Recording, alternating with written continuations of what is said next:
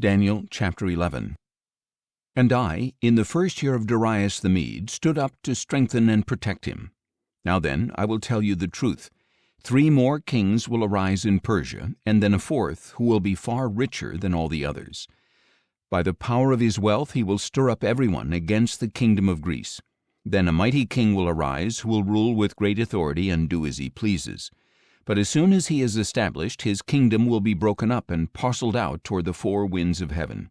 It will not go to his descendants, nor will it have the authority with which he ruled, because his kingdom will be uprooted and given to others.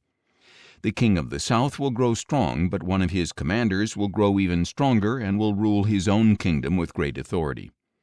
After some years they will form an alliance, and the daughter of the king of the south will go to the king of the north to seal the agreement. But his daughter will not retain her position of power, nor will his strength endure. At that time she will be given up along with a royal escort and her father and the one who supported her. But one from her family line will rise up in his place, come against the army of the king of the north, and enter his fortress, fighting and prevailing. He will take even their gods captive to Egypt, with their metal images and their precious vessels of silver and gold. For some years he will stay away from the king of the north, who will invade the realm of the king of the south and then return to his own land. But his sons will stir up strife and assemble a great army, which will advance forcefully, sweeping through like a flood, and will again carry the battle as far as his fortress. In a rage the king of the south will march out to fight the king of the north, who will raise a large army, but it will be delivered into the hand of his enemy. When the army is carried off, the king of the south will be proud in heart and will cast down tens of thousands, but he will not triumph. For the king of the north will raise another army, larger than the first, and after some years he will advance with a great army and many supplies. In those times many will rise up against the king of the south.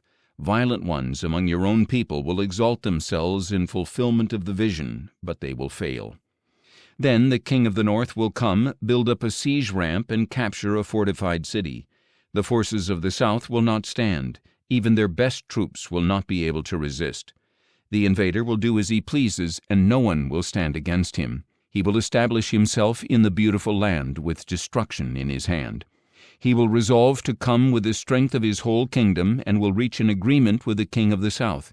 He will give him a daughter in marriage in order to overthrow the kingdom, but his plan will not succeed or help him. Then he will turn his face to the coastlands and capture many of them.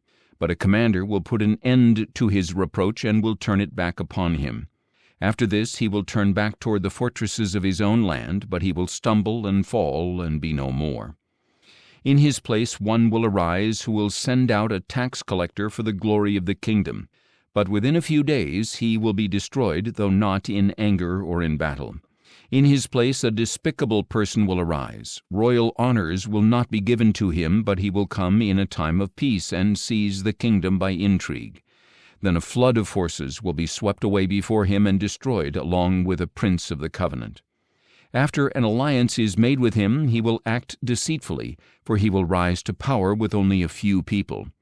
In a time of peace he will invade the richest provinces and do what his fathers and forefathers never did. He will lavish plunder, loot, and wealth on his followers, and he will plot against the strongholds, but only for a time. And with a large army he will stir up his power and his courage against the king of the south, who will mobilize a very large and powerful army, but will not withstand the plots devised against him. Those who eat from his provisions will seek to destroy him. His army will be swept away, and many will fall slain. And the 2 kings with their hearts bent on evil will speak lies at the same table, but to no avail, for still the end will come at the appointed time. The king of the north will return to his land with great wealth, but his heart will be set against the holy covenant, so he will do damage and return to his own land. At the appointed time he will invade the south again, but this time will not be like the first. Ships of Kittim will come against him, and he will lose heart. Then he will turn back and rage against the holy covenant and do damage.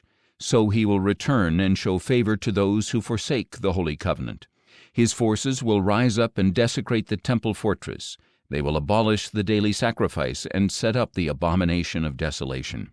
With flattery he will corrupt those who violate the covenant, but the people who know their God will firmly resist him.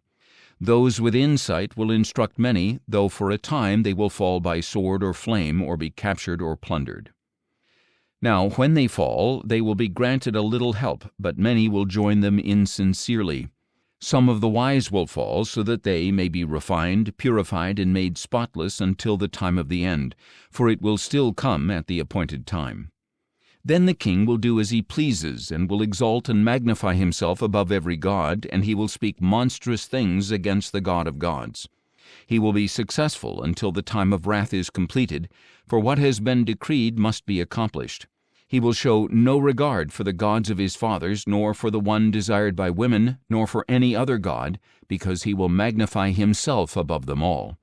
And in their place he will honor a god of fortresses, a god his fathers did not know, with gold, silver, precious stones, and riches. He will attack the strongest fortresses with the help of a foreign god, and will greatly honor those who acknowledge him, making them rulers over many and distributing the land for a price.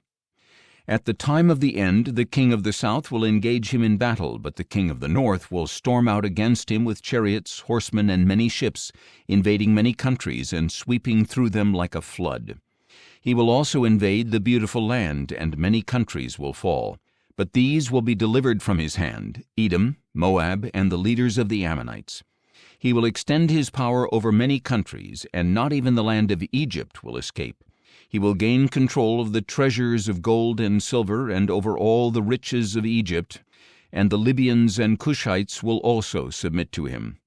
But news from the east and the north will alarm him, and he will go out with great fury to destroy many and devote them to destruction. He will pitch his royal tents between the sea and the beautiful holy mountain, but he will meet his end with no one to help him.